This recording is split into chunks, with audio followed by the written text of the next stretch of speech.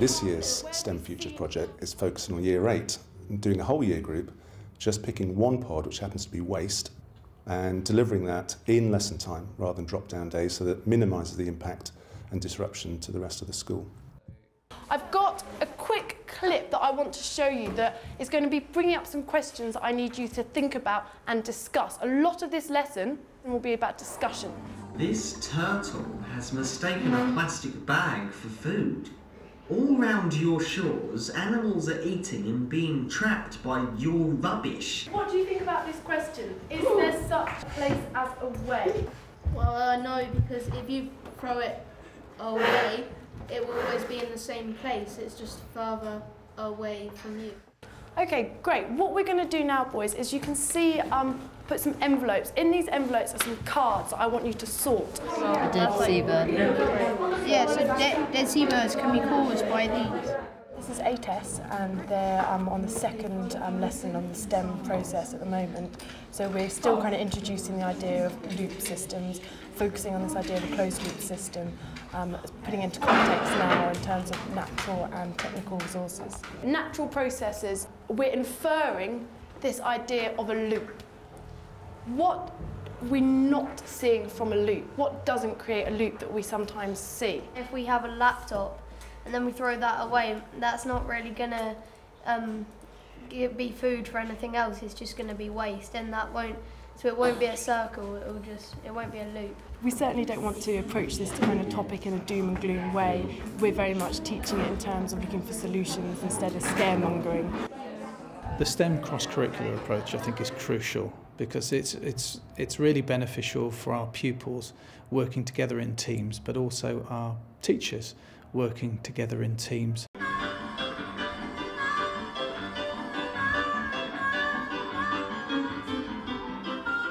Recycling. You're familiar with this idea of recycling. The problem with recycling, the vast majority of recycling, is that it's actually downcycling. We take a high-value product, it gets stripped apart, melted down, depending on the material, and manufactured into something else. More often than not, the product that it gets made into is of a lower value product. We're going to give you a little activity here today, which I hope you'll find quite good fun. The activity is going to involve disassembling a torch. I'm going to come round and give you all a torch.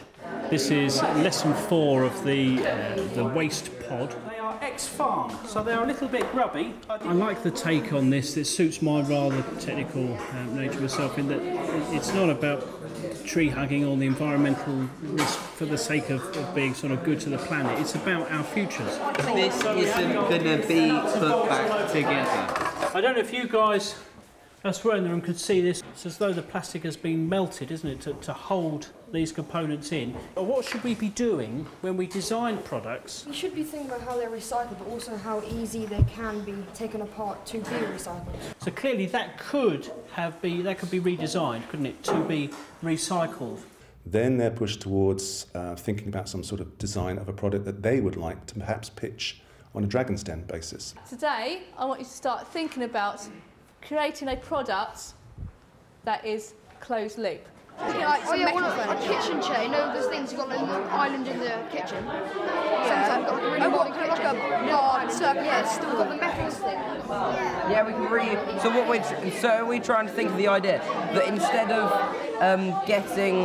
recycling the stuff which uses a lot of the energy, we can try and use the stuff that's already been there. They get to do things in a slightly different way. They're so used to sort of like chalk and talk, really. And this is actually much more go away, think about it, I've got to go and do the research. And I'm not really helping them at all. They've got to do it on their own. And then they put the 6 thinking hats on, work out the pros and cons. Brilliant. Right, your yellow hats. What's the benefits of using this? It doesn't use up a lot of electricity. It's going to have a solar panel.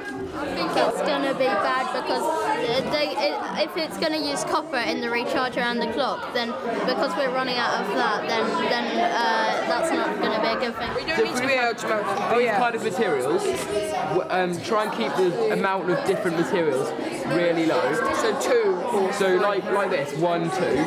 Then have a solar panel, And then maybe like something on the screen, so it's like a proper outdoor case. We want our learners to be flexible, to be independent, problem solvers, self-starting. And the Nuffield STEM Futures project really does serve that well in terms of getting the pupils to actually think for themselves. So do you reckon we should have like a AAA size? Because quadruple A's you'll never find, double A's are maybe a bit too big. In the next 2 lessons, we have dragons. They're usually senior managers that come in, headmaster, the deputy head. They sit there riffling through their fake notes, looking serious, and quizzing the students or the team afterwards about whether they've actually got the economics right or whether they've got the product design right. And that's the bit they really like. Our idea is a solar panelled and hydroelectricity powered boat.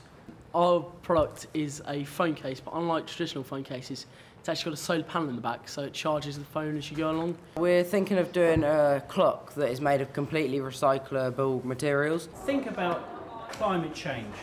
Think about what's going to happen in years to come if we don't modify our behaviours as designers and engineers.